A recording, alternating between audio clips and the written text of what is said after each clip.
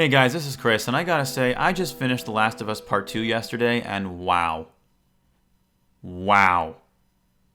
I 100% agree with all the critics. This game is not only a masterpiece, but it is going to be the game that defines a generation. Our grandkids are going to look up to us and ask, Grandpa, Grandma, well actually they won't do that because that would assume our genders, so they'll probably say, older adult role model who occasionally gives me scoops of non-dairy plant-based ice cream, where were you when The Last of Us 2 came out?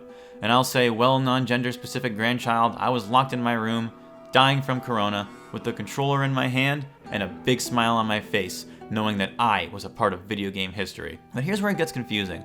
I've been seeing reviews that say they can't mention certain aspects of the story because they don't want to spoil it, but we here at the Game Boys want to bring fair and honest reviews to the public, and we will do just that. Let's begin. I don't know why people are saying The Last of Us 2 is a sequel because it's not. It's actually a prequel. And the full title of it is The Last of Us Part 2, Days Gone. The Last of Us Part 1 takes place 15 years after the apocalypse, but The Last of Us Part 2, Days Gone, takes place 2 years after the apocalypse. I understand it's a big spoiler, but I feel like people should know about this before going into it. For the sake of brevity though, I'm just going to refer to the game as Days Gone. You play as Joel, but for whatever reason he calls himself Deacon the entire game. They never say why he does this, but I assume it's because what fucking moron would just give his actual name away to a bunch of strangers that most likely want to kill him in a zombie apocalypse.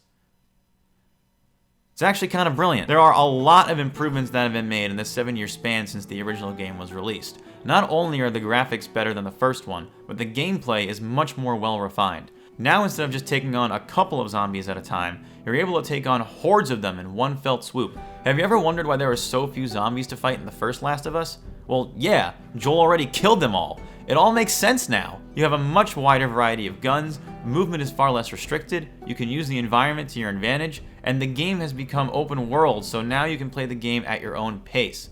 And I'm really happy to see that Naughty Dog didn't rest on their laurels and just copy the exact style of gameplay from the first game, add a jump button, and call it innovative. That would just be silly. But listen, we all know The Last of Us isn't about the gameplay. It's about the story. And I'm happy to report that while it's not as good as the first game, it's still very well told. A lot more information is given to us about Joel's past, which provides great context for Part 1. It turns out he was in a biker gang, but before joining them, he was in the military, which explains a lot of where Joel got his combat skills from. The whole game is told through his perspective and takes quite a bit of time showing us his ins and outs, what makes him tick, and does a great job of showing why we should like him. He does some twisted things, but because of the way his character is written, you cannot help but feel extreme sympathy for him. And this is all done, I would say, within the first 10 hours of the game. However, to be fair, if you force your audience to play as a certain character for 10 hours and still can't get the audience to like them, then you really fucked up as a writer. But luckily that's not the case here. When it comes down to it, the plot is all about Joel refusing to accept the loss of his wife, and shows what he went through to become the cynical but lovable survivor that he is. Here's a fun fact. When we see Joel's wife in flashbacks, we find out that her name is Sarah, which, if you recall in The Last of Us, was the name of his daughter. He named his daughter after his wife because he loves and respects her so much, and actually now that I think about it, this makes a whole lot of sense, holy shit. The subtlety in the story is incredible. There's even a scene where Joel drives around in a golf cart, not only providing a brilliant metaphor for the game being a hole-in-one, but it's also a subtle reference to the fact that it's both Joel's and Neil Druckmann's favorite sport. It's writing like this that makes me happy to be alive. Overall, I enjoyed my time with Days Gone to the point where I even platinumed it. While the story isn't as compelling as the first Last of Us, it's still pretty good. I don't know where the anger is coming from with this game. Joel is as great a character as ever, the gameplay is exciting, the side characters feel like real people who you care about, and there's even diversity in gay relationships in here. So if you don't like Days Gone, I can only assume it's probably because you're racist. I give Days Gone 342 Funko Pops out of 321 Chipotle burritos. A fantastic game, a masterpiece. What's that? What do you mean? What do you mean I have the wrong game?